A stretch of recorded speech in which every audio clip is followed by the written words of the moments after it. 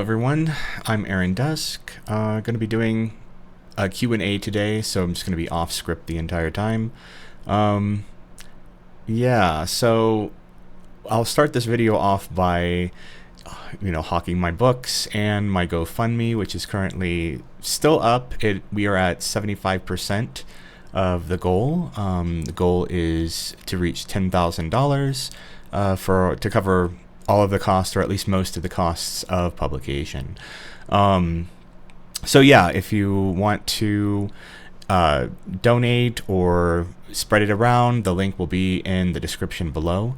I'm Aaron Dusk, indie author of 2 books, The Mark of Amuli and The Varcross Key, and soon to be author of a 3rd book, When Life Gives You Werewolves, which is actually eventually I'm going to end up doing like a short form video describing this book, but it's kind of like paranormal romance meets romantic comedy meets, drama in a way. I don't really know how to classify the genre other than like a romantic comedy, because there is a lot of humor in it, but it does deal with a lot of really heavy issues, and it will make you cry in some areas. So if you're looking for like a lighthearted romantic fantasy type thing, I don't normally do those. There's always going to be some sort of heavy topic in everything that I write, because I don't know. I just feel like in life there are ups and downs, and there are really bad things that we go through, but they're always balanced out by something, greater than ourselves, or something that ends up pushing us into the right direction, pushing us where we need to be ultimately. Like, we have control of our destiny only so much, and then life, by virtue of existing or being in a world with other people, fate will take you on different courses throughout your life, and those people that you were meant to meet, you'll meet them. The people that you were meant to meet only for a short period of time, you'll meet those people. Every person touches your life in some way, which is good or bad, but either way, it forces you to kind of grow as an individual and to become a better person eventually. I mean, you never know with a lot of people. Like, some people, it can change them for the worst, and then they won't learn until much later on in life, if they even make it that far.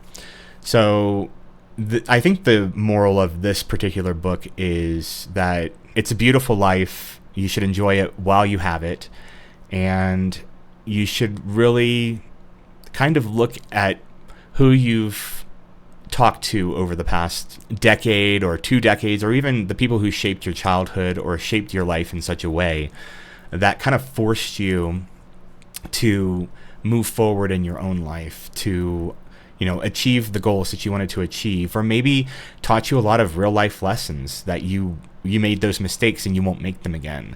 There are just so many things that life throws at you that you sort of just gain with experience, and the longer that you live, the more experience you'll have. Right now I'm 42 years old, so I'm like at the half stage, at the half point of my life. If I live to be 80 or 90 years old, I've lived 4 decades on this planet, and I've had a lot of life experience, a lot of bad, a lot of good too.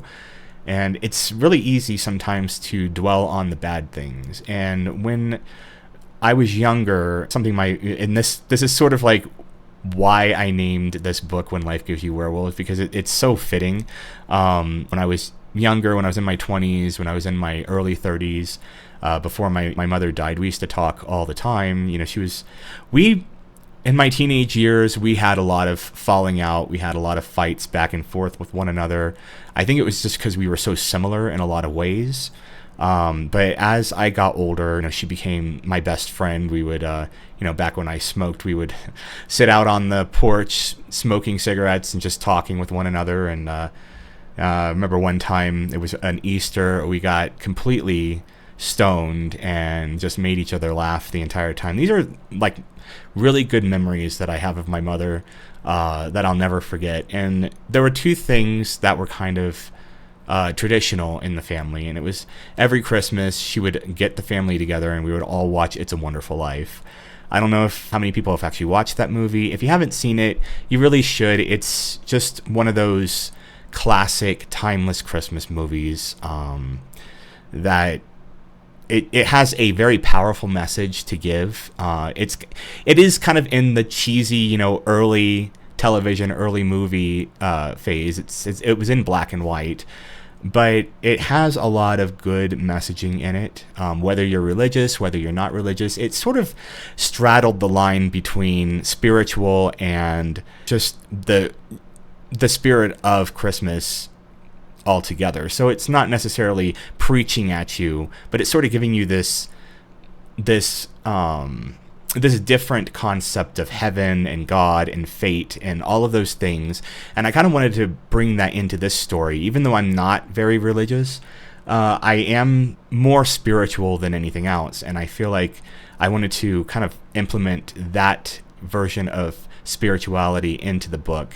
That our lives, we have control over what we do, but ultimately the path that we take, it will meant to be the path that we've taken. And whether or not you believe in free will or fate or whatever, things happen for a reason. And in today's political climate, especially the events that have happened in the last week, I think that kind of holds true and rings true to a lot of people who are now kind of lost or just searching for meaning in life. And it's kind of just searching for meaning in the meaningless. And I'm not saying that life is meaningless, because it's not. It may seem like it is, because we're only here for a short time and eventually we'll die and we'll be forgotten. But in this life, the people that we love, the people that we're close to, we matter the most to them and they matter the most to us, and we are touching each other's lives. So we have a purpose on this planet. We have a purpose in this world. Whether, and I know I have a purpose too. I've touched a lot of lives with my books, with my writing. I may not be the most agreeable person all the time. People in my Discord will know that for a fact. But I feel like we're meant to be where we're meant to be. And some of you out there right now are going through some really tough times. Last year, I was going through my own version of hell, and I've gone through these ups and downs throughout my entire life. There'll be a year where it's just tragedy after tragedy after tragedy. I mean, 2014, it was 2014, 2015, 2016, I lost my mother, my uncle, actually two uncles. I lost my best friend. I lost my dog, all in the span of 2 years. And it kind of opened my eyes to the fact that I'm not immortal. And that's something that a lot of people in their early years, and this sounds so cliche, but it is very true, because even though I thought a lot about death when I was younger, it was one of those things that was always so far away. Like, when I'm 70 or 80 years old, eventually I'll die. I'll get old and die. But that doesn't always happen. Some people die very, very young. Some people die in their midlife. You never know when your time has come or when your time is coming. But as long as we're trying to live our best lives, and as long as we're trying to be the best people that we can be, and try to touch other people's lives in a positive way, then I think that we're making a good impact on this world. And a lot of people, there are a lot of bad people out there that make a very bad impact on this world, but we have the power to counteract those voices with our own and say that we don't have to listen to this. We can follow our own path. We can choose our own destiny. We can worship our own God. We can follow our own path to spirituality. We can do whatever we want, as long as it's helping us and helping the people around us as well. There seems to be a mentality lately that it's all about me. We're kind of the center of attention. We are the main character in our own story, and we're just forgetting that there are other people around us that are affected by our actions as well. And I think that a little more empathy can go a long way. in this world. And that's something that I have always struggled with. And it's not struggling with empathy, it's struggling because I'm very empathetic. And when people are affected by something, it deeply affects me as well. That's both a blessing and a curse, but I think if we each had a little more empathy for one another, we could learn to tolerate one another a little better and even find friendships in very unlikely places. And that's another lesson that this book kind of teaches as well.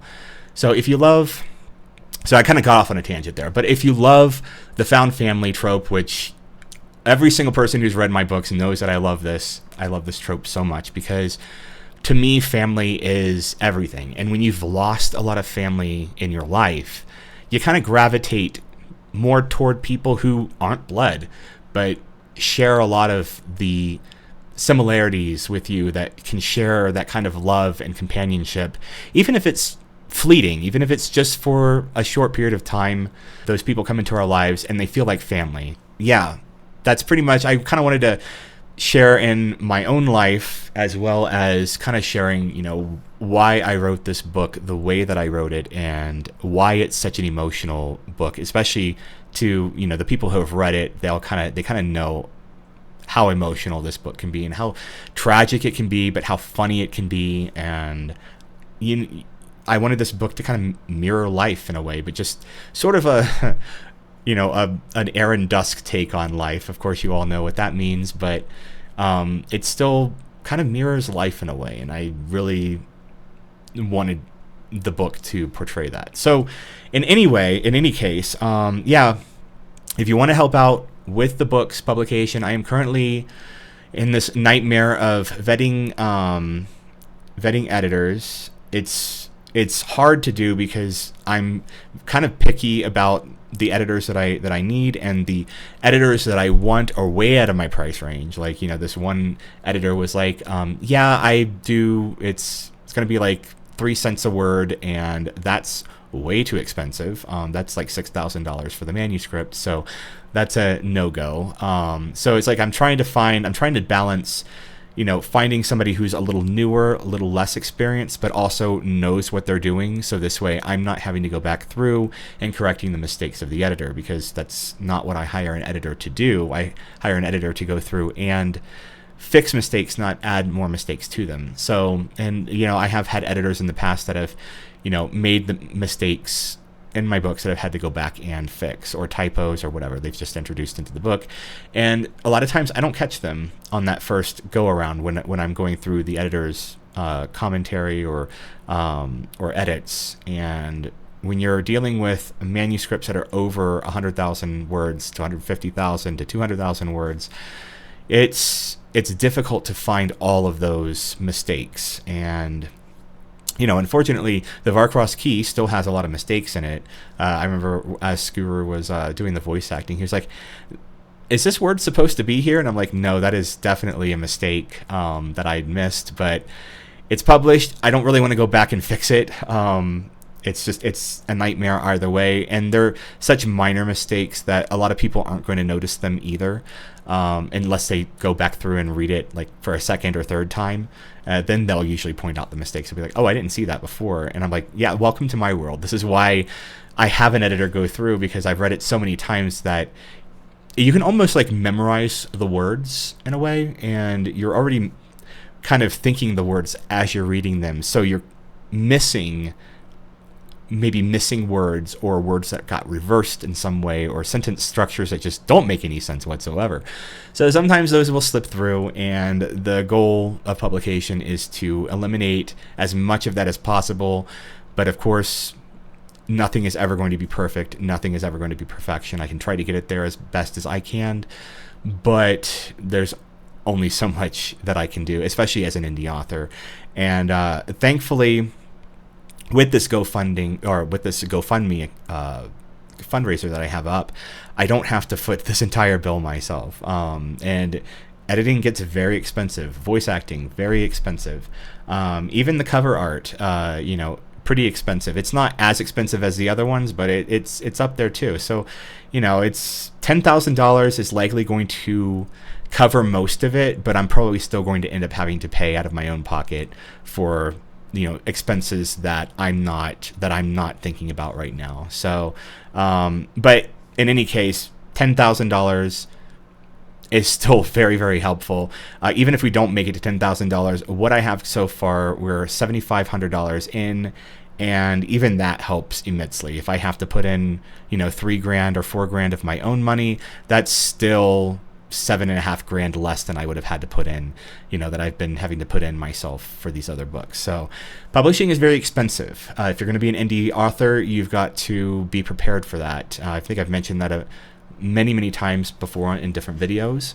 So yeah, if you want to publish a polished and good book, it's going to cost you. It's going to cost you a lot of money, and there are ways to cheapen it up. Like right now, I've probably got to find more of a starter editor, more of a beginning editor, but who knows what they're doing, who just wants more experience. And then, yeah, I can pay them less. I can pay them half of that $6,000, or a little, maybe $3,000 to $4,000 for editing. It's still a lot of money, but for the size of this manuscript, you got to understand that's almost 200,000 words, and it's going to take a while. It's a big job, and the last thing anyone wants to do is spend days or weeks on a manuscript and not be paid accordingly. So this is about a month's worth of work, so maybe a little over a month's worth of work when you're dealing with line editing.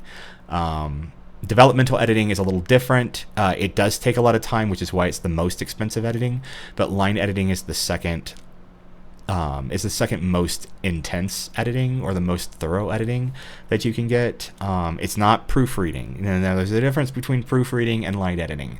Line editing is, they're not only looking for spelling mistakes and errors, they're looking for story continuity, they're looking for the sentence structure, they're looking for word choices, they're doing all of that while trying to keep the author's voice in any changes that they make. It's a very intensive process. And trust me, if I could afford $6,000 for a professional editor, I would definitely do it. Just because it is a very important part of the process, and I love paying people what they are worth. Unfortunately, with the budget, I have to kind of cut corners. If I were a millionaire, if I were very, very well-to-do, money would not really be an object. But as it is right now, and I'm still working within a budget, even though I'm getting donations, I'm trying not to blow an entire budget on just one part of this process. I need to spread this money out over the course of the entire project. So with that out of the way, and I'm sure that we are probably like 20 minutes in right now. Yeah, 26 minutes in. Let's start with some Q&A questions, and I got it pulled up here on my Discord. And I don't know how many of these I'll go through. We'll see.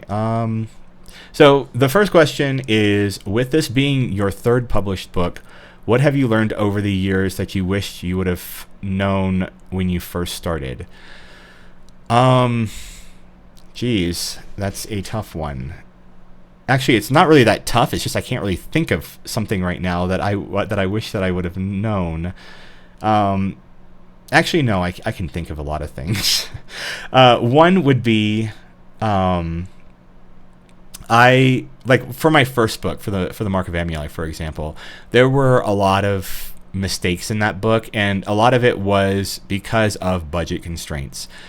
I had to trim the book down because editors cost a lot of money, and I needed to cut a lot of the fat that I thought that I could trim, but ended up being kind of important to the story altogether. So like the time jump at the end, the way that the conflict was resolved a little too fast, those things, I probably would not have ended the story on a cliffhanger like that. Maybe I would have, I don't know. But, there, and then of course, like when I was first writing, there were a lot of just story structure mistakes that I made, that if I had more experience, I wouldn't have had to rewrite the story so many different times. I could have, gone with 3 drafts instead of, how many drafts did I even have of Mark of Amulai? I think it was like 6 or 7 different drafts, and a lot of those were just major rewrites, just because I was still very fresh. I was still very new to writing novels, and there was a lot of stuff that I needed to learn myself. So, and as I was learning, I was having to go back and kind of just change things. So that's sort of why the book looks pretty polished, but at the same time, there's still something wrong with it. And it's just typical first book stuff, especially indie author books. Now, if this had gone through like a publisher, for example, I would have had multiple developmental editors and other editors that would have caught all of these different things and made more suggestions that I could have gone off of. But since it's just me, myself, and I'm having to foot the bill for all of these different editors, you have to go with the first one, and you have to try to make the most of what you've paid for, because there's not an endless budget for this. So, and that's another thing too. I would have been a little more selective in how I was spending my money with the first book, because I did make a lot of mistakes that cost me a lot of money in the long run. So, but those are all lessons that I had to learn the hard way, and to get me to this point now. So let's move on. I hope this is a fun one. With respect to your future ambitions, do you feel you have any interest outside of the monster romance genre?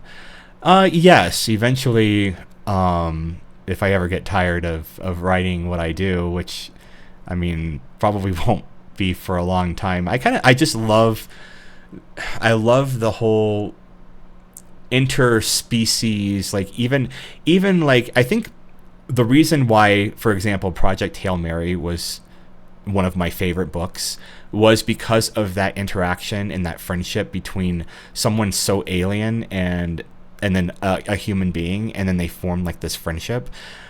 But when you take that and you add a handsome monster or something like that onto it, it kind of adds that layer. Like, it's not humanity as we know it. There's always something more to it. So you're trying to get used to how a different species or a different intelligent being would interact with the world, with different senses from our own and different feelings and all that kind of stuff like that, and then try to meld it with the humanity part of it. And I love that interaction between human and monster, especially when the monster isn't trying to kill you, that sort of thing. Like, usually all throughout history, the monster has always been the one that tries to kill you, or the one that has always been the antagonist.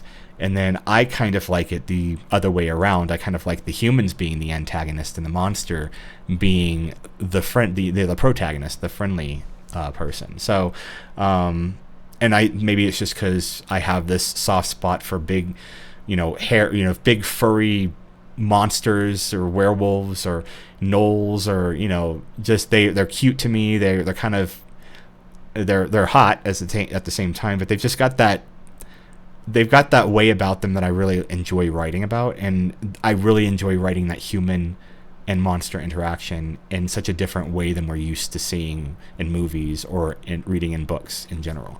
So yeah, eventually maybe I'll write something more mainstream. I mean, other authors have done the same thing.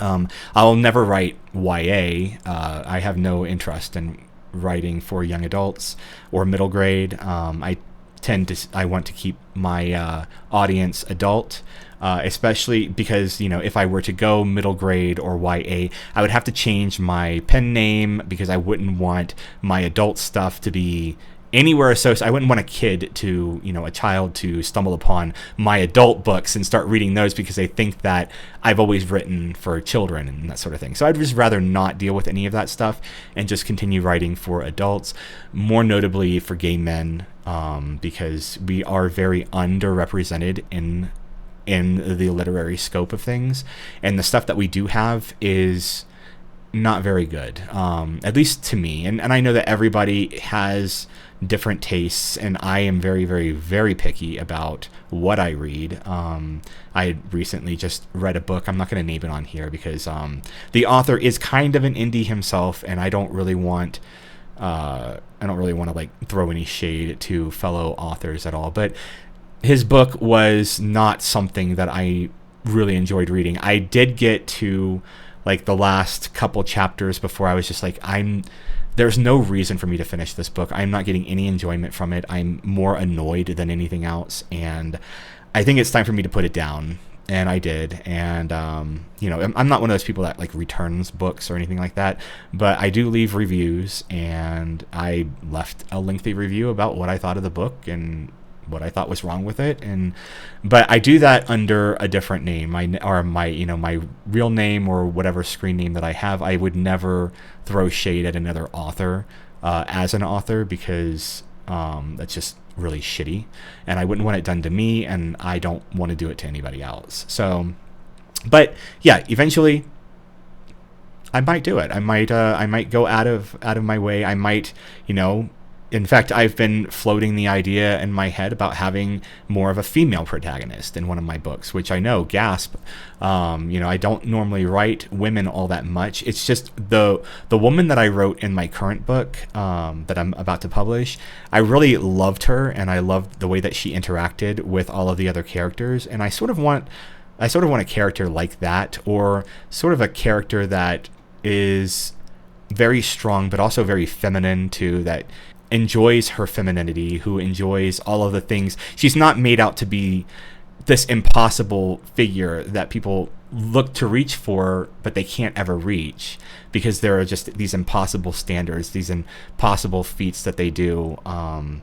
And I think that that's kind of where we are now with a lot of female characters portrayed in media. They're not realistic, or they're insufferable, or they're just they don't come across as good people at all. And I would want to circumvent that a little bit and have a female character who is not only, a strong female character, but is strong in different ways, in more realistic ways. And that would probably be where I would go in the future. But we'll see. All right, this is a Colorado question. What is the drive to the Colorado mountain ranges like? Is the ascent to the mountain range gradual, sudden, somewhere in the middle, from the perspective of driving from the east? Okay, so yeah, this was something I had to get a little bit of clarity from, because if you're driving from the west, which is when I first visited Colorado, I came in from the west. So I had already seen the mountains of Utah, and I'd been through Arizona, I'd been through New Mexico, all that kind of stuff.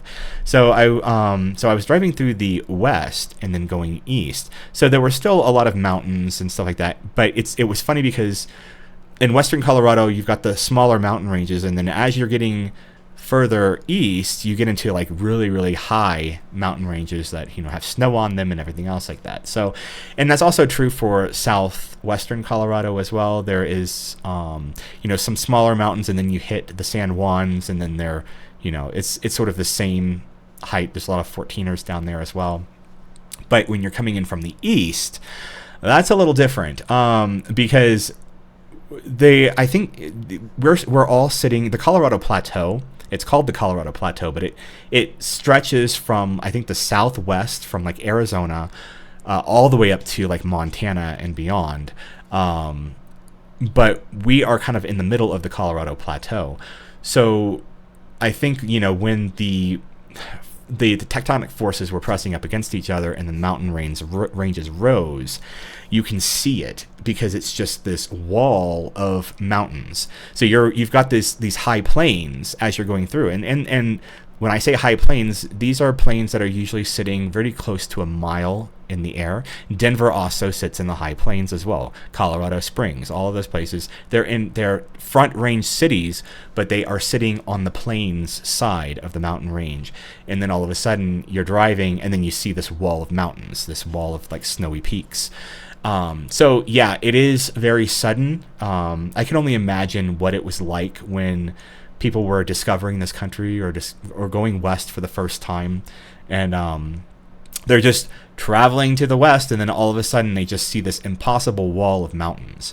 And that was, something that when I saw that for the first time, it kind of sparked my idea for the mountain range in the Varcross Key as well, because it's sort of like you've got these grassy meadows, rolling hills, and then all of a sudden you get to this impossibly large mountain range that is very intimidating to go through. So yeah, that's sort of what it's like. If you ever come into Colorado, if you ever drive and you drive from the east to the west, you will be driving through endless plains, treeless plains. I call it depression. If like I've driven through Kansas. It's a very long state, and then but when I was driving through Kansas and Missouri, for example, it seemed like it was such a long time. And then I got to eastern Colorado, and I swear to God, it was like the panhandle of Florida. It felt like it took forever just to get through eastern Colorado until I was in the Denver area and I started seeing the mountain ranges in the background. I'm like, oh, thank God. It's just, we can see something besides just fields or prairie or,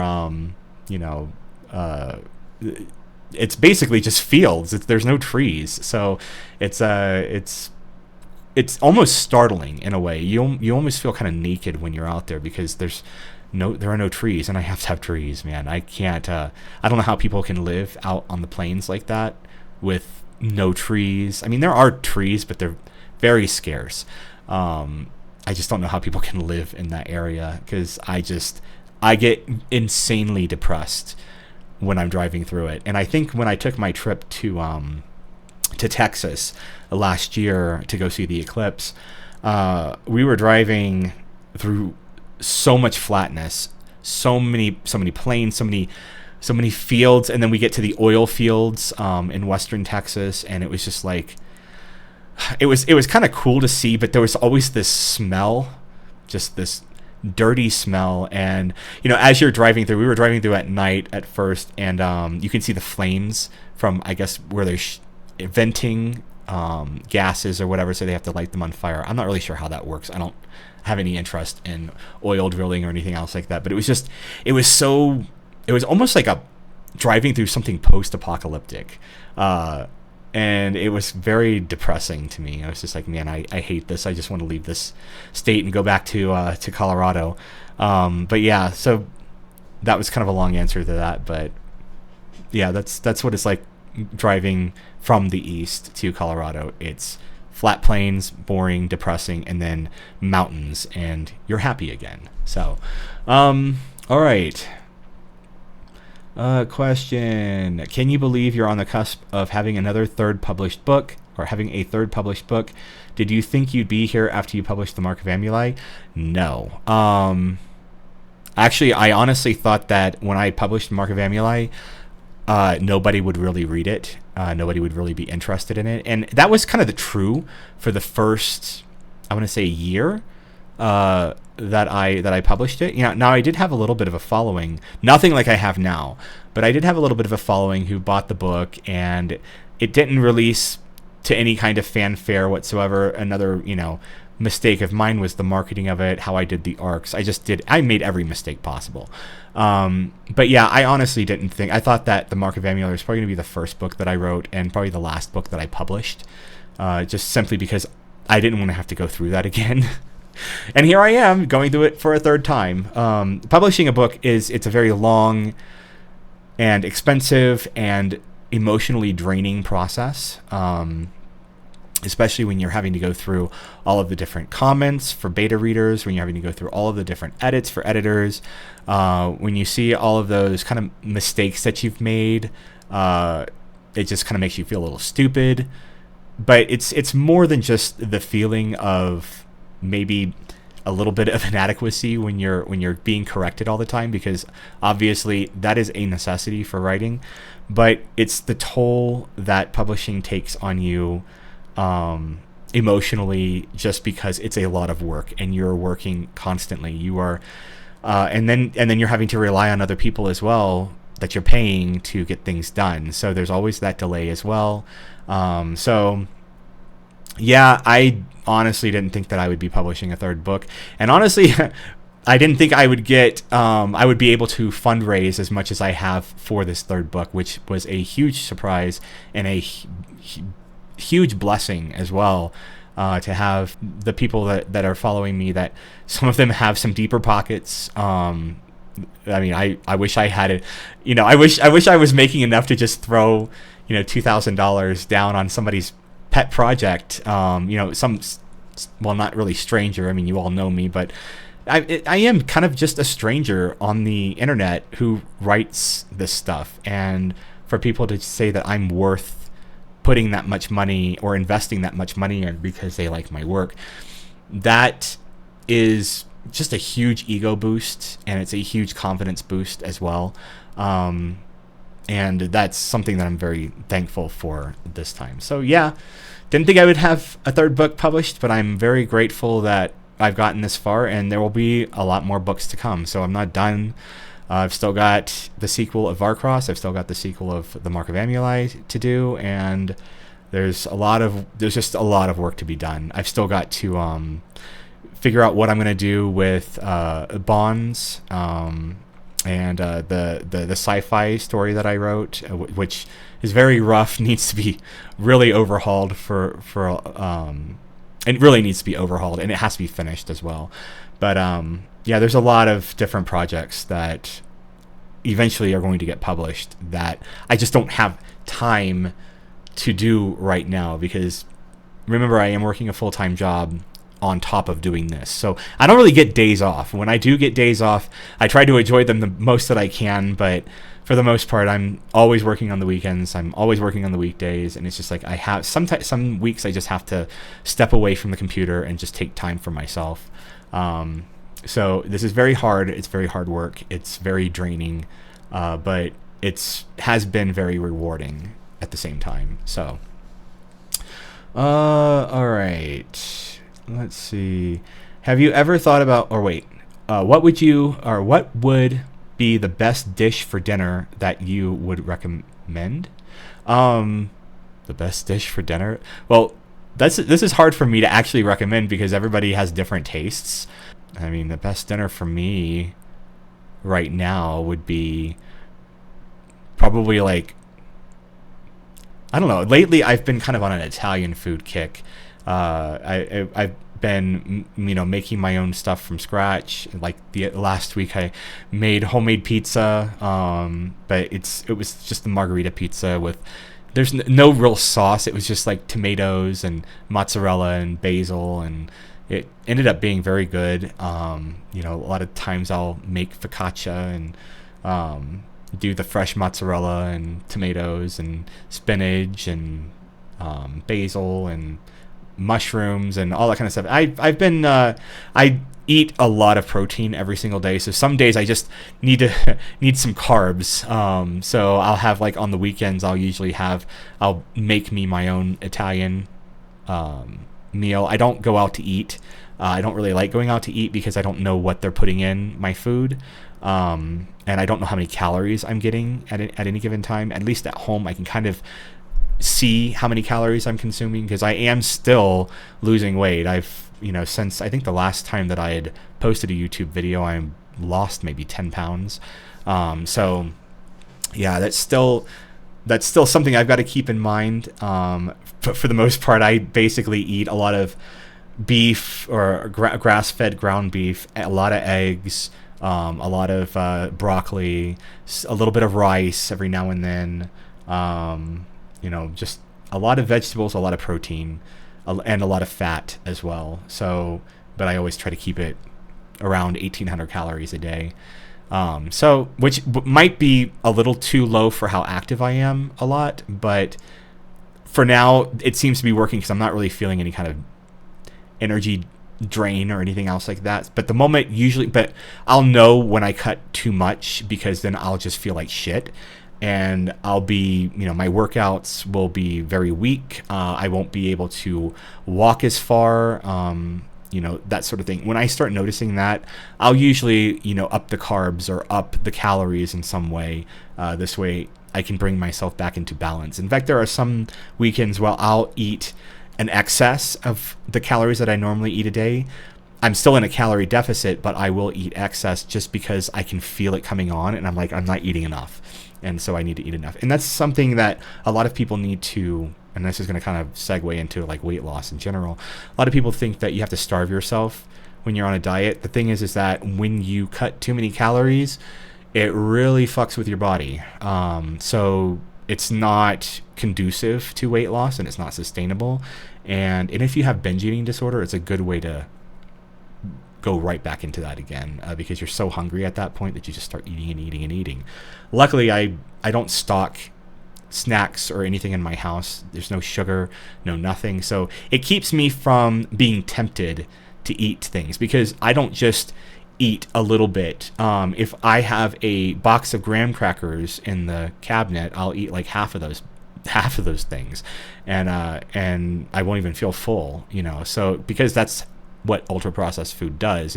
You can eat and eat and eat, and you never really feel satiated, and you just keep eating more. So that's why I don't buy it. It's not good for me. It's not even that pleasurable to eat, because I usually end up feeling like shit afterwards, so I just don't even bother. Let's see. Have you ever thought about trying to write something for a younger audience? I answered that question kind of at the beginning, and the answer to that is a resounding no at the moment. Maybe when I'm like 80 years old or something like that, and I've chilled out on all of the sexual stuff, maybe I'll write some stuff for like teenagers or something like that. But then when you're like 80 something, you can't exactly think like a teenager would nowadays too. So that's another thing. Like I tend to think that the strongest authors for YA would be people in their early to mid 20s, because they are closer to being teenagers than I am. And when I was a teenager, things were a lot different than when the stuff teenagers are dealing with now. So, people in their early 20s to mid 20s would have a more successful time writing middle grade in YA than I would. So that's probably going to be a no for me. This is a weight loss. We know diet is a big part of your weight loss, but what are your favorite exercises? Your progress has been awesome to see. Thank you very much. It has been, I'm not exactly where I want to be muscle-wise yet. Strength-wise, yeah, that's improving quite a bit. But as far as like muscle building goes, not quite there yet. And I think that there was kind of a medical issue going on there. I actually went to the doctor, and I told him, I was like, I have these concerns. I want to have my testosterone checked. So I went and scheduled an appointment, had my testosterone checked, and because at the time I was taking topical finasteride, which is a hair loss prevention thing. I wasn't taking it orally because I didn't want any of the side effects. Well, I ended up getting side effects anyways from this, and I think that I did anyways. And the thing is, I'm not bald. I haven't like lost my hair, but it is thinning a little bit. So I do take like oral minoxidil or whatever it's called, but I don't do that anymore because one of the side effects was it can tank your free testosterone. And sure enough, when I went to have my testosterone checked, overall testosterone was in the low 800s, which is really high. But that's not the most important thing. The most important thing is your free testosterone, which was actually borderline low. In fact, it was just below the normal value. So I was like, that would explain quite a lot of what's been going on, why I haven't been able to progress as far as I could strength-wise, pushing myself, getting more muscle. So I'm like, okay, what I did, I talked to my doctor. I said, I'm quitting the finasteride, and then we're going to wait a couple weeks, and then I want to get my testosterone checked again. And then he threw in some more checks as well, which was to check the pituitary to see if that's secreting the right stuff to get your boys to start producing more sperm and testosterone and all that kind of stuff like that. Come to find out that that's pretty high. In fact, it's on the higher end, which is, it's not abnormally high, but it is on the higher end, which, it's fine. But if it was any higher than that, I would be very concerned. But the biggest thing is I want to see what the free testosterone test takes a while to come back. So we'll see if that's in the normal range. If it's not, then I'll look to some sort of TRT treatment, all all of those wonderful things that happen in middle age. But I'm quite sure it was the finasteride, because right now I am pushing myself farther. My muscles are actually starting to pop a little more. I feel more energetic. So I think that was what the problem was, but I wanted to be on the safe side, have my testosterone checked again. I think most men after the age of like 40 should have their testosterone checked, just to make sure that you're not going into abnormal ranges. And most of the time, low testosterone can be fixed with lifestyle changes, but sometimes it can't. So you gotta test. You gotta get this stuff tested. But yeah, my favorite exercises. Oh, jeez. You know, this is gonna come across as pretty not the answer that you want from me, but my favorite exercising is just walking. Just simply walking, because I can, especially where I live, there's always something new to see. There's always something beautiful to see. I like just walking. And it's low impact. It gets you out. It gets the calories burning. It burns fat. It's therapeutic. It actually really helps for mental clarity. It really helps. Whenever I get back from a walk, there's never a time whenever I get back from a walk and I feel miserable. I always feel great. So that is my favorite exercise. Everything else is just sort of second rate to that. I mean, yeah, I don't love lifting weights. I find lifting weights very boring to me, whereas people might be in the opposite direction. They might think that cardio is boring, but cardio to me is a lot more fun, especially going out there jogging, riding bikes, whatever. I'm not sitting here looking at walls. I'm actually outside doing something, which I think that's why I enjoy cardio, whereas many people, when they think of cardio, they think they're in the gym doing stuff. I don't like doing cardio in a gym. I don't like doing cardio inside. I like to be outside doing that. And that's why I enjoy that a little more than I do weightlifting, even though I probably do more weightlifting than I do cardio or intense cardio. So yeah, walking. Pretty simple, disappointing answer, I know. All right. Let's see. If Leo would bring one thing back from Earth to show gift Axel, what would it be? Kind of spoilers. For those of you that don't know, Leo and Axel are two main characters from the Varcross Key. What would it be? I'm sitting here. I'm picturing like one of those Kong toys with the treats inside of it. I think Axel would actually kind of like that. But that's so cute. But that's what I'm thinking of right now. Like he would just go to like the nearest pet store and get one of those Kongs and just, I don't know, put some raw meat or something in there and then just have Axel kind of go to town on it. Like that would be kind of funny. But yeah, that's all I can really think about right now, and it's in my head, and now it's not going to go away ever. So yeah, that's my answer to that question. Okay, unless this is something covered in TOT, which is Trials of Tervolk, which is going to be the next book of the Mark of Amuli. Did Alex ever show Amuli any Earth music? If so, what do you think? What do you think the genres would be? So this was one of those, disappointing things from the first book that I wish I could have added more to. There was just so much going on, there was so much more world building I could have done, especially getting Amuli more introduced to Earth culture instead of the other way around. Because I felt like we're so conditioned toward Earth culture, we're so conditioned toward the human condition, that I wanted to have us thrown into a different condition, a different culture, a different way of thinking. And music was one of those things where I didn't really think about it because Alex was struggling to come to terms with what he was now and this new way of thinking, this new culture that he's being thrust into. So yeah, there wasn't really a lot that I could go over, but there's a lot that there wasn't a lot that I could go over in the first book, but there's a lot that I could elaborate upon in like a novella or something that kind of bridges the gap, that really big time skip between the first book and the, I'm sorry, between chapters 26 and 27, I think it was. There's a lot that happens within that time jump that could be elaborated on in maybe a smaller novella or something like that.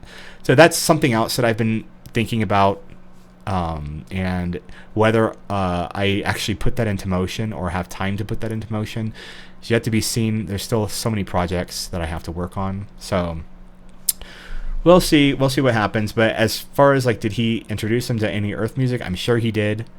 I just didn't cover it. I didn't go over it. And probably Alex has, because Alex is essentially me, probably has the same taste in music that I do. So we'll see. We'll see what I come up with in the future. Question. What possessed you to have two major characters who were named Alex and Axel? Separate books, I know, but still, please don't hurt me. I love you. Okay, so this was a total not a mistake, but it was a total coincidence. And I didn't realize it until I started going back through the Varcross Key and reading it out loud. Because usually when I'm going through editing or self-editing a book, I will read it out loud, so this way I can more easily catch mistakes. And sure enough, I kept calling Axel Alex, and then I realized this is basically Alex, but the letters are different or reversed, or just switched around. And I'm like, what is going on in my head? I don't really know what's going on in my head. It's sort of like the whole A thing too. I tend to gravitate toward A names simply because my pen name, it has an A name. Even my real name starts with A. And it's just something that is just subconscious that just happened. And the fact that it's Alex and Axel is just more hilarious than anything else. Kind of embarrassing, but I can't really picture Axel being named anything else. So that's sort of my explanation for that. All right. So, question: fuck, marry, banish. Okay, I think he changed this, but fuck, marry in the naughty corner. Amuli, Alec, or Axel. See, I did it again. And Roscoe. Okay, Roscoe is the character from the new book that most of my patrons that are subscribed, that are paying, they've already read probably like the first like 3 drafts of this book, back when their character names were different. So Roscoe is a main character, love interest in this upcoming book. So I think you put it pretty much in the right order. But Amuli has his charm, but I'd more fuck him. Axel is sort of like, Axel is like so perfect that he's almost too perfect in a way. I mean, I gave him flaws, but he's just sort of like the person that I would think would be the perfect husband. So I would definitely marry Axel. And then Roscoe definitely goes in the naughty corner because he is a troll. He is a lovable troll, and I love all of these characters. In fact, I do love Amuli too.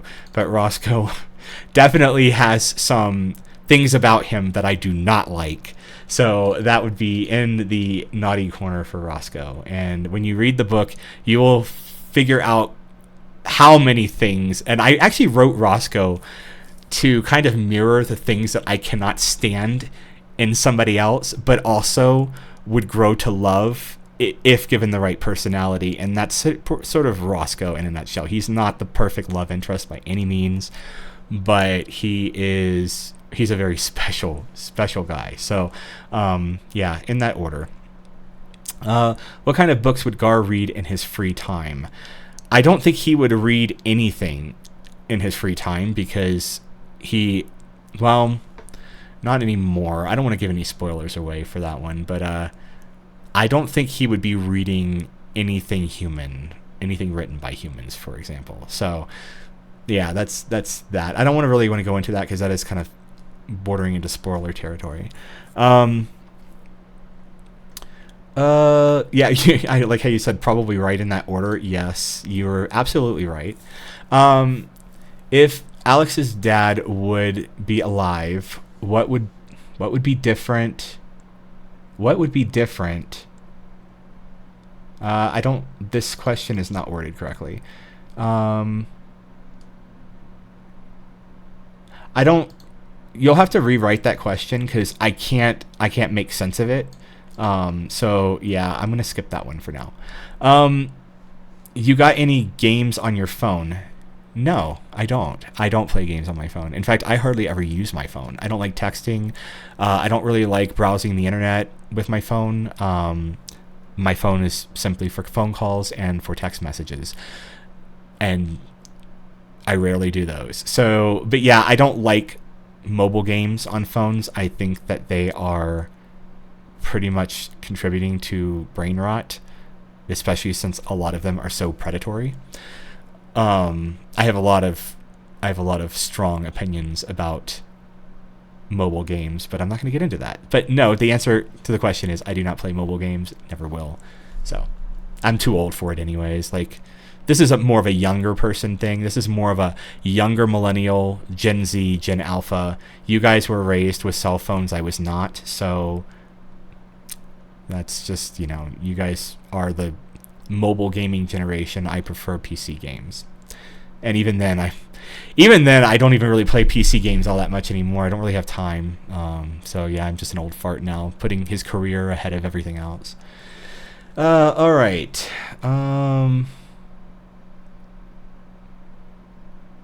Yeah. Oh, I like this. I wouldn't think he would play app games too much time consuming and money. Remember, Aaron loves money. Aaron does love money quite a lot. But then again, who doesn't? I mean, everybody wants... Here's the thing. I shouldn't say, like, I love money like it's the most important thing in my life. It is an important thing, but I don't want to ever be a millionaire. I don't ever want to be like a multi-millionaire or a billionaire or anything like that. I just want enough money to be comfortable for the rest of my life. Like, you don't have to be a millionaire to be comfortable if you're living within your means. And I tend to live within my means a lot. I mean, I make six figures, but I live in a fucking apartment, okay? Because I don't want to be spending a half of my money in rent, because out here rent can get very expensive.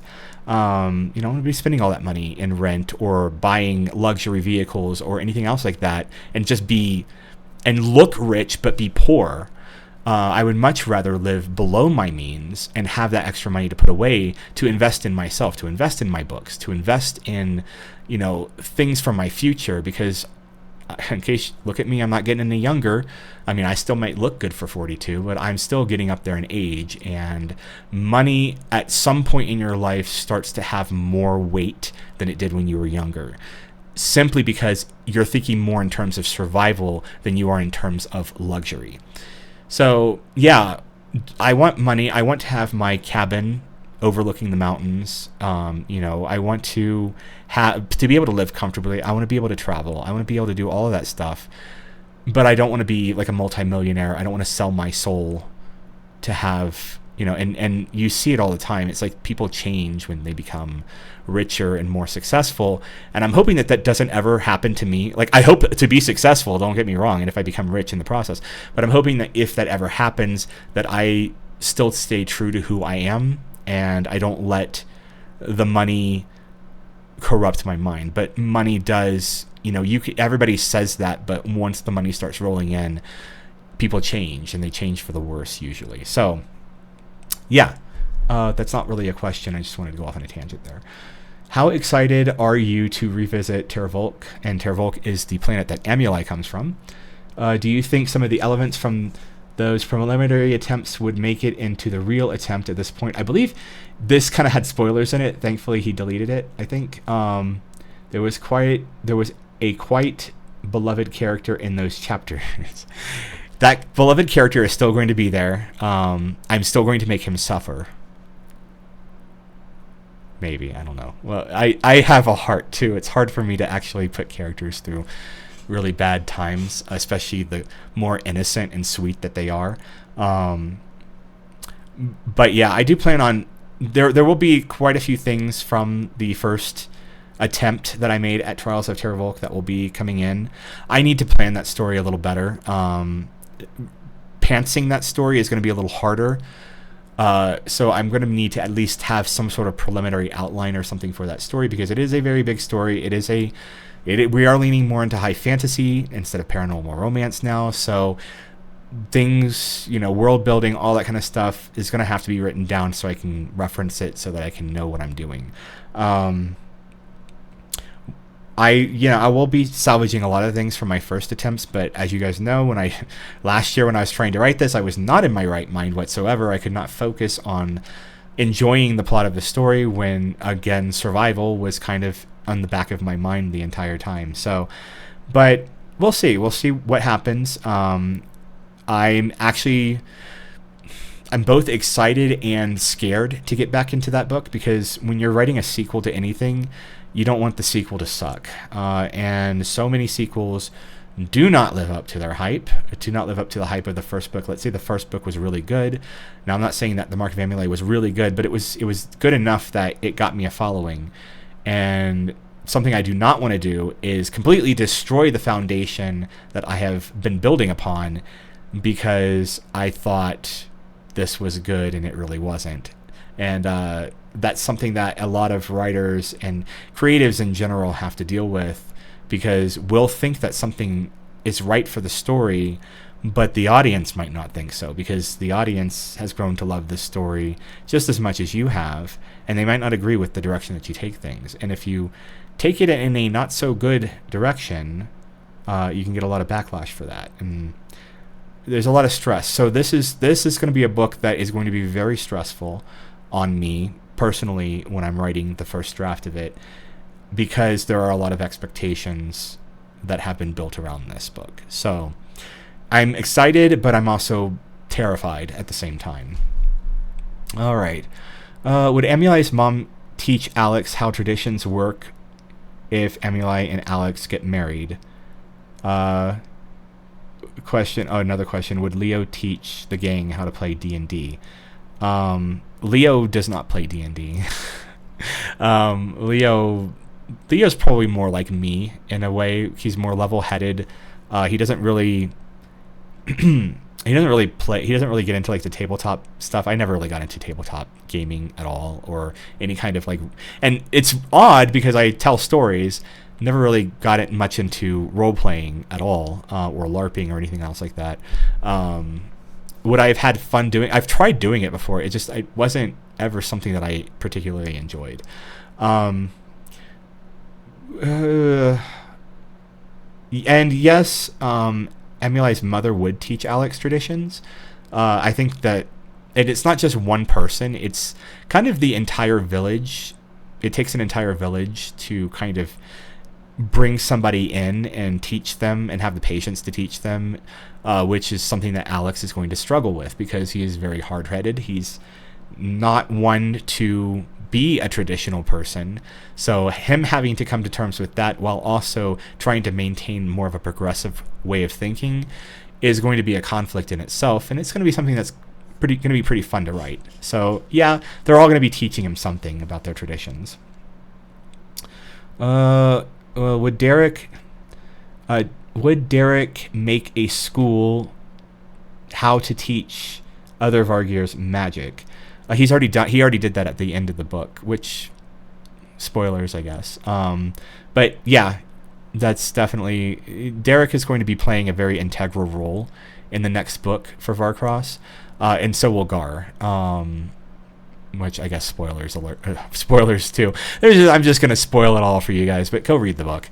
But yeah, it's gonna center heavy around those two, because they're going to kind of shape the events that are going to come. In fact, Derek really did do a lot of shaping for the upcoming events, good or bad, and so did Gar. So those two characters are going to play a very intimate role in the next book. I believe this is your first Q&A since The Beasts Beyond was completed. Beasts Beyond is a story. I actually posted it for free. It was something that was a patron-only thing for a while, and I'm like, well, it's time to just release it, because I don't like paywalling things, especially books that I might not come back to. But yeah, it's a story up on my website if you want to read it. It's pretty rough. I mean, I'd want to redo that entire beginning. It started off in such a wrong place. It's so boring. That first, like, I don't know, 4 chapters or so. It's boring to me. I don't know, but I mean, yeah, there are people that enjoy it, but to me, it kind of drags. The pacing is off. It's got those typical first draft blues when you're pantsing something. So, but if you want to read it, it's there on the website. It's called The Beast Beyond. Let's see. How did you feel? How did that feel being a departure from your normal fantasy genre settings? Best part of experience, worst part. So the thing is that I love sci-fi. I love reading it. Obviously, Project Hail Mary was my all-time favorite book last year. And like I've always been Star Trek a fan. I've always been Battlestar Galactica, all those sorts of stories. I do love space operas. Star Wars, Star Wars is more of like a sci-fi fantasy. When we're harkening back to things like, it sort of harkens back to Dune. I believe that, but like a lot of things in sci-fi or fantasy, there were a lot of things borrowed from Dune because it was kind of the first of its kind, and it made a lot of. It just basically opened up this world to so many generations of people.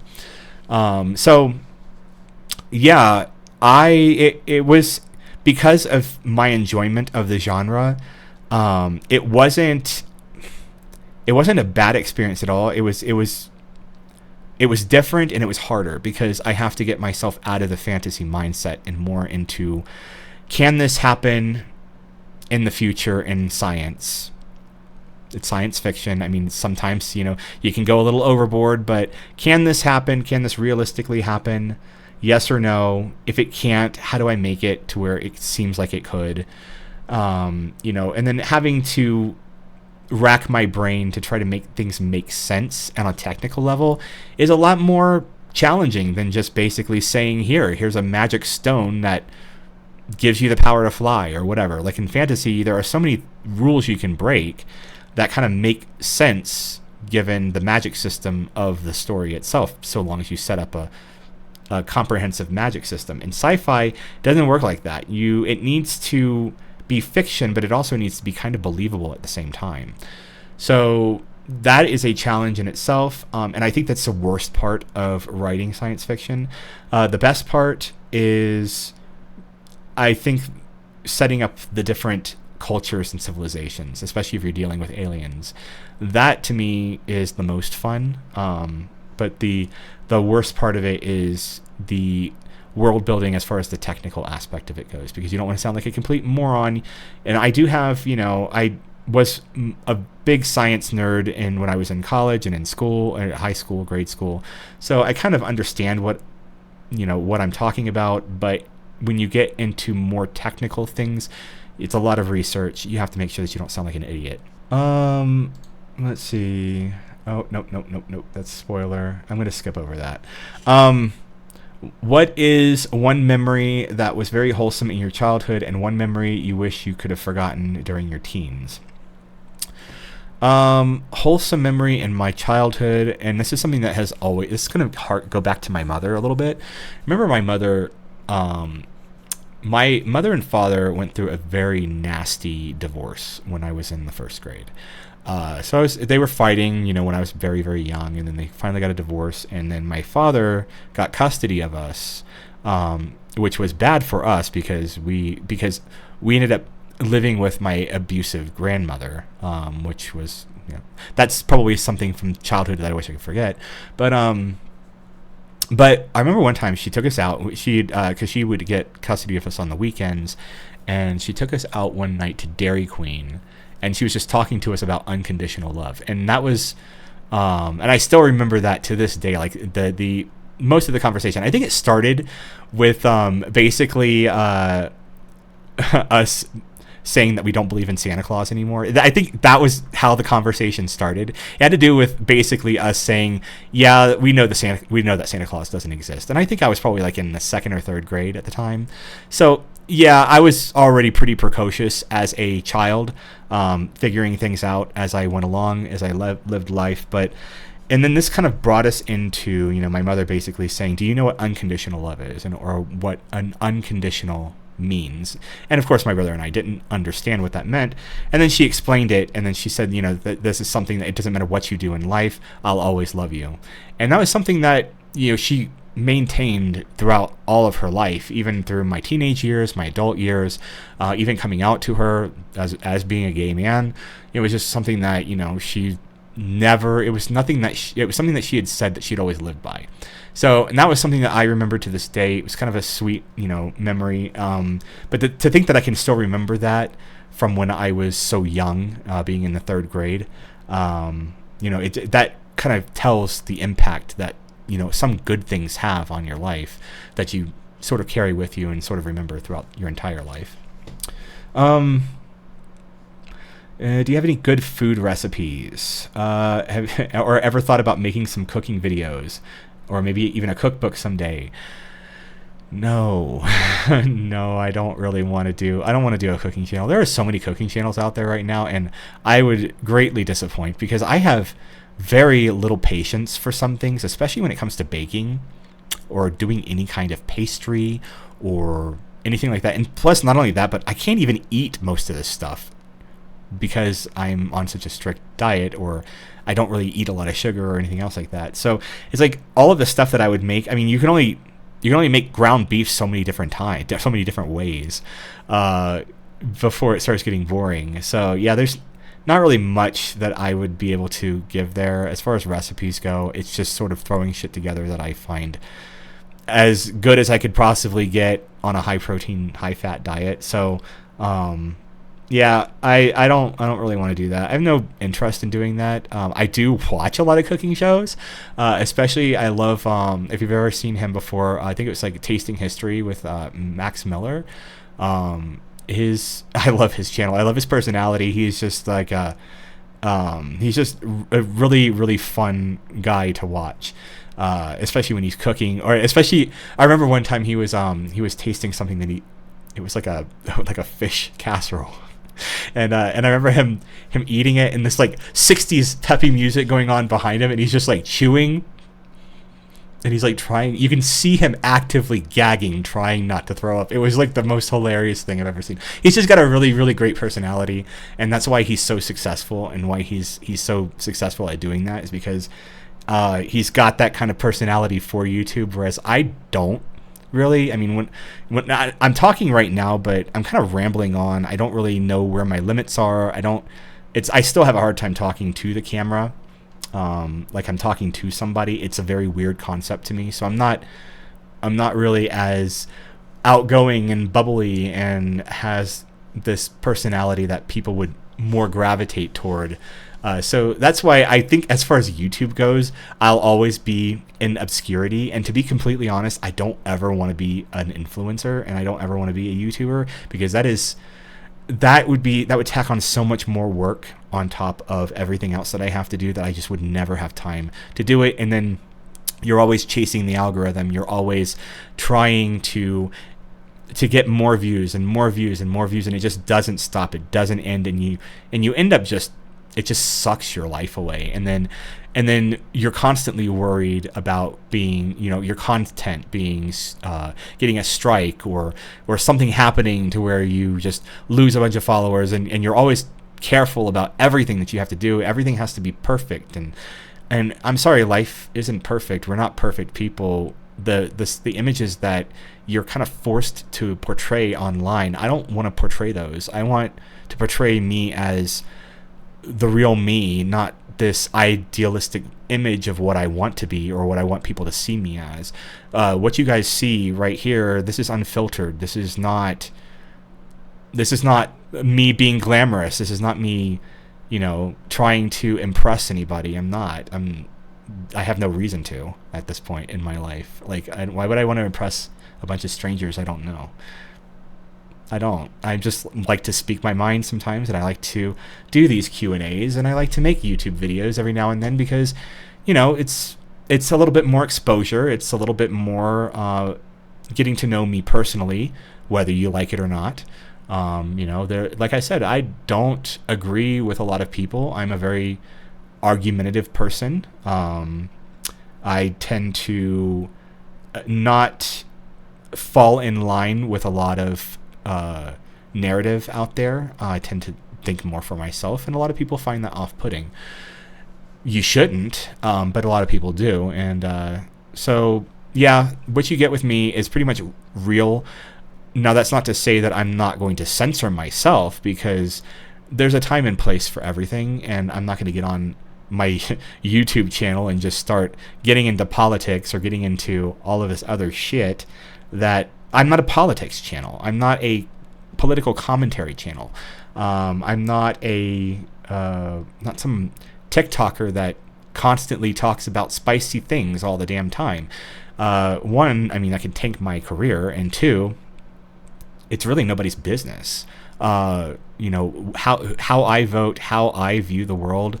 You might get bits and pieces of that from the way that I speak or the way that I talk about things, but on a personal level, that's nobody's damn business but my own. So, and that's something that a lot of people need to be able to separate their online lives from their personal lives. And I try to do that, though sometimes, especially in Discord, things will get heated, and then some things will come out, and I'll feel bad for a little while, and then I'll be like, it's it happened, had an argument.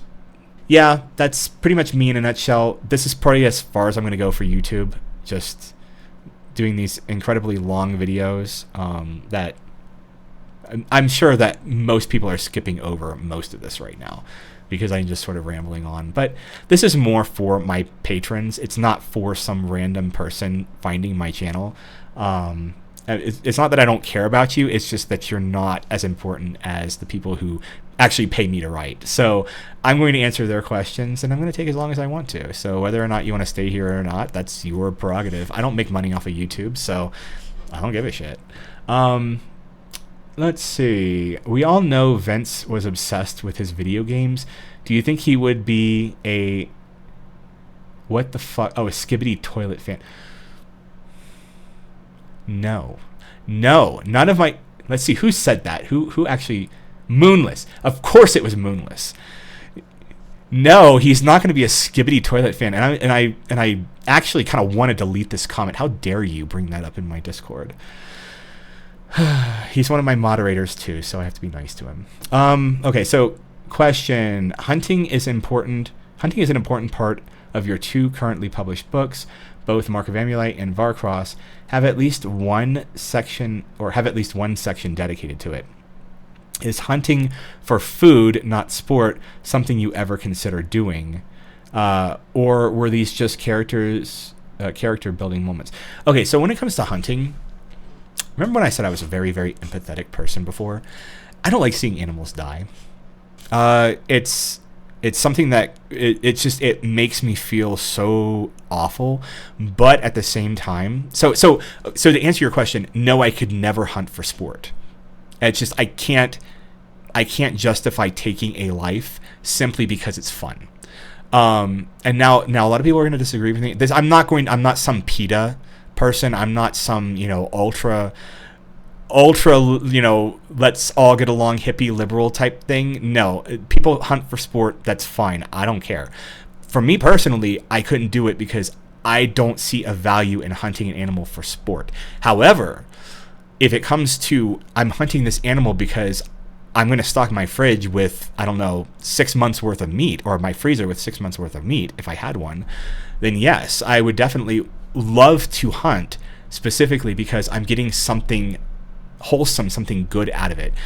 Because, the meat that we eat, even if you're eating grass-fed or whatever, you don't really know for sure exactly what you're getting. When you're hunting for it, you kind of know, hey, this is kind of fresh from the wild. There's going to be no hormones. There's going to be no feed. There's going to be no, human intervention in this. This was a wild animal that I shot, killed, skinned, and butchered, and now I have this abundance of fresh meat in my freezer that's healthy for me to consume. That would be why I would love to hunt. In fact, I eventually am going to start hunting again. I just need to buy a rifle. I don't have a gun right now. I do want to learn how to shoot Well, actually, I know how to shoot already. I've taken courses, but I need to get back into it again. I want to buy a rifle. I want to, get the licenses. I want to be able to hunt for my food, but I'm not going to be able to do that until I have room to actually store this stuff. Because I'm not just going to go out there hunting animals and then just waste it. No, I want to be able to use as much of that animal as I possibly can. It gave its life to give me something, so I want to respect that animal and use every part in some way.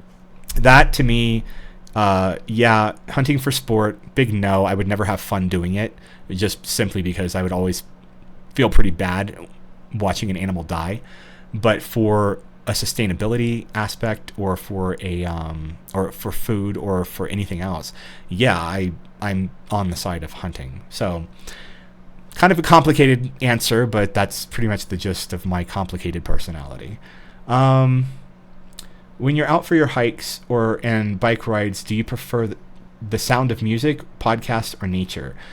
So it's a combination between music and nature. And when I say music, it's not the normal music that you think of. Like I'm not listening to rock, or I'm not listening to that. I'm listening to more instrumental, more new age or classical or instrumental. It's there's no lyrics usually in these songs when I'm hiking, when I'm going biking or anything else like that. It's more kind of it's sort of, because I'm out in such a beautiful area, I don't want death metal blaring in my ear. I want something beautiful blaring in my ear, if that makes any sense. So I'm very picky about when I'm walking through the forest and I'm hearing this and I'm hearing these docile tones of the violin or the flute. That's a lot more conducive to the environment than listening to somebody scream in my ear, or listening to some sort of pop song, or listening to somebody's singing about their wet ass pussy or whatever. I don't know, but I don't really listen to a lot of modern music anyways. Then whenever I'm listening to stuff, it's usually stuff from my time, which would be the 90s, the 80s, and then sometimes like I'll listen to stuff from the 70s or the 60s. So but for the most part, like as far as modern music goes, I tend to lean more instrumental, especially when I'm writing or when I'm working. Lyrics, they distract me, and whereas instruments, they make me more creative. So that's the answer to that question. Okay, I'm probably not going to answer too many more of these, because this is getting really long. Don't think this was asked in the other thread. If so, my apologies. Is there any other monster type that you consider romanceable for story writing besides werewolves and hyena men, or gnolls, or Gyel? I was about to say, I did have a minotaur recently in one of my eroticas that I wrote for Patreon. So yeah, I mean, the minotaur was actually pretty hot. I could go for a minotaur. I kind of I have kind of a soft spot for bugbears too. I don't think that they kind of venture into the monsters. They're more like humanoids in fantasy a lot of times. But yeah, I mean, that's a hard question. I aside from like minotaurs, werewolves, gnolls, and even those, we're pushing the definition of monster into being more like furry. So there's really not a lot of like furry things that I like. So I'm weird. It's just there's no analyzing this. Werewolves are always going to be like number one, because they tend to skew more with the humanity battling the monster within them type thing, which I really love. And then everything else is just sort of like beast man meets human type thing. So yeah, I don't know. I can't really answer that. I'm sure that one day something will hit me and I'll be like, hey, I kind of like this, the idea of this monster romancing this human over here. I think that might be hot. That's another thing too. It has to be like somewhat hot, because not all monsters are aesthetically pleasing. And then you have some monsters that tend to lean more animal than sentient, and then it just gets weird, and I don't like that either. So, yeah, I don't know. We'll see. We'll see in the future.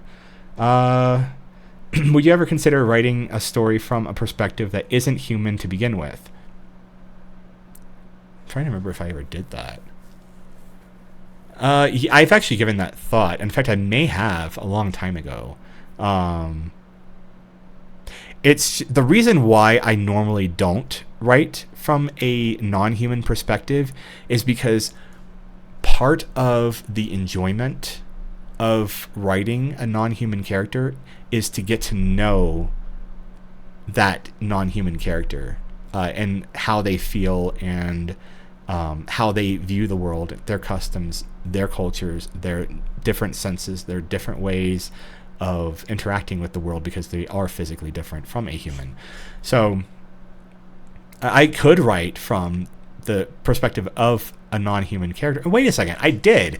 It was in the Bonds. It was in Bonds because it's a multi-perspective story. It's a high fantasy. So I did write from Ralk's point of view, you know, and Adarin. So, but yeah, I've already done that, and so it is something that I can do. It's something that I do as well, but it's just not something that I do that often because it's more interesting the other way around, as far as like driving the plot forward and making things interesting and kind of wondering what's next.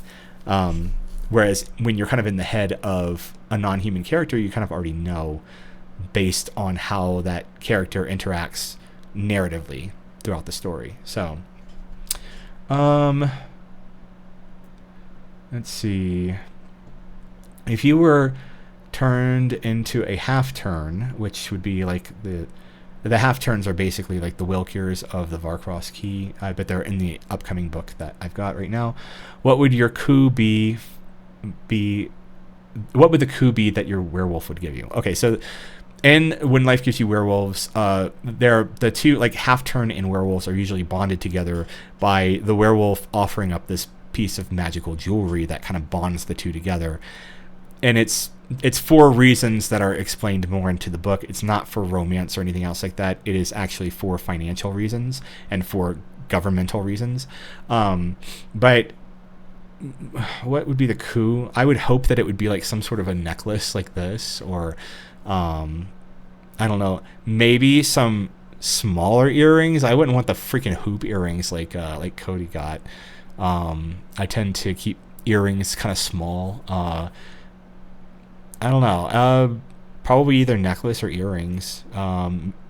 Maybe a bracelet or something. At some point, it really wouldn't matter. I'd probably, as if I was a half turn, I'd probably look hot in whatever jewelry I had. So, because they are kind of, I mean, they're like in between werewolf and human, so they're kind of hot. So, all right. Let's see.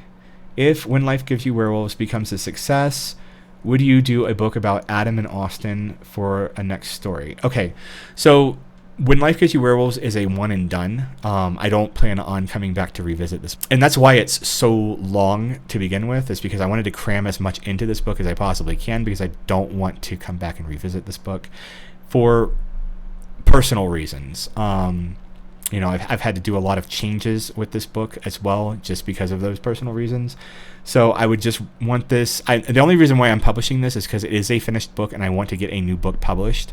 And it's pretty polished as it is. So yeah, I want to get it published. I've had to change a lot of stuff with it. But as far as revisiting it, I'm not revisiting these characters again. Even though these are my characters, there's just too many memories behind them, and I would just much rather this be a one and done story. Let's see. Question. Okay, this is the last question, so I'll just go ahead and read this. Do you have to go through the process to get yourself in the right state of mind before you start writing a story? Yes. I can sit down and start writing, because that's pretty much what you have to do, whether I'm in the mood to write or not. But in doing so, I have to find a way to get myself into the mood to write a story. So this means usually shutting down Discord, or turning off the internet, or basically getting myself into a state where I can just think or where I can just kind of dream. In fact, the way that I'm able to write stories the way that I do is I tend to put myself into more of a daydreaming state where I'm thinking things through about how things would go down, how I would interact with different characters, how I would interact with, different non-human characters, or how I would interact in a world that is completely alien to me that I'm just discovering for the first time. So all of that stuff will get me in the right state of mind. It's just getting to that point and shutting the world off so I can get into that contemplative, that daydreaming like state. That's the hard part. And sometimes it takes a little bit of time to do. And sometimes it just comes right away. Sometimes it takes me, an hour of just kind of writing different things. I'll never really stare at a blank screen. I'm always going to be writing something. But the thing with me is that I'll write something, delete it, write something, delete it, write something, delete it, until I find something that kind of I'm interested in and would like to expand further on that, or would like to think further on that. So, yeah, it takes a while to get into the right state of mind. Once I'm there, it goes. So, or it continues. So, question: how do you feel now that you are about to work on the Mark of Emuli storyline and characters again? Well, I kind of answered that earlier, and it's a mixed feeling. It's both I'm excited to be working on something new but familiar, and I'm also kind of scared because I don't want to fuck it up. And this is a sequel to a book, and I have to say that I'm not as excited for the Mark of Emuli sequel as I am for the Varcross Key sequel. But I need to work on the Mark of Emuli sequel, and then once I start getting into it, I'll start to be more excited for it. It's just right now there's so much work that needs to be done with developing this story, and I have to basically go back to these characters that I haven't revisited in a while. Like, I haven't even read the Mark of Emuli in 2 years, probably, maybe more than that. And like, there's bits and pieces that I'll remember, but I'd have to really get back into the book again to get back into the characterization. I've got to get back into the characterization. That's the big thing. And I have to get back into their heads again. And then I have to develop all of these new characters, because there's going to be a lot of new characters in this book. So, with that out of the way, I've been talking for an hour and 40 minutes. This is going to be one hell of an edit. I don't even know if I'm going to be editing that much. But I'll try to get this video posted up sometime next week. Like I said, if you're interested in supporting me on Patreon, the link will be in the description as always. All of my books, the fundraiser for the GoFundMe for the new book that's coming up, all of those things, and also the link to my Discord if you just want to come in and chat with people. But yeah, that's pretty much it for me, and you guys have a great weekend, and hopefully I'll see you soon.